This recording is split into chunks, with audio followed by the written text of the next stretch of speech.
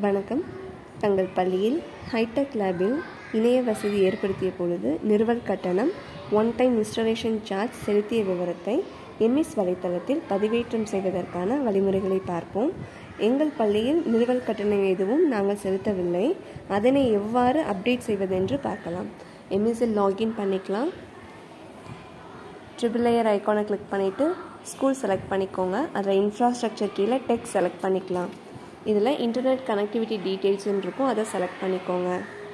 அது செலக்ட் பண்ணதுக்கப்புறம் update installation காஸ்ட்டுன்னு இருக்கும், அதை செலக்ட் பண்ணிக்கோங்க. நாங்கள் ஆல்ரெடி நோன் கொடுத்துருந்தோம். ஸோ இப்போ அதை எஸ்ன்னு சேஞ்ச் பண்ணிக்கலாம்.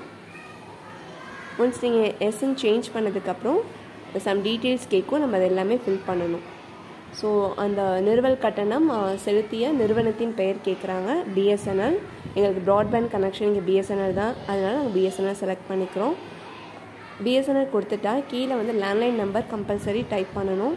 ஸோ அதை டிஸ்ட்ரிக்ட் கோட் கொடுத்துட்டு உங்கள் லேண்ட்லைன் நம்பரை என்ட்ரி பண்ணிக்கோங்க. நாங்கள் எந்த அமௌண்ட் பே பண்ணாததுனால நான் 0னே வச்சுருக்கேன்.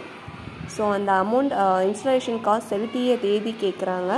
நான் லெட்டரில் எந்த டேட் மென்ஷன் பண்ணியிருக்கோமோ அந்த டேட்டை நான் அதை டைப் பண்ணிக்கிறேன்.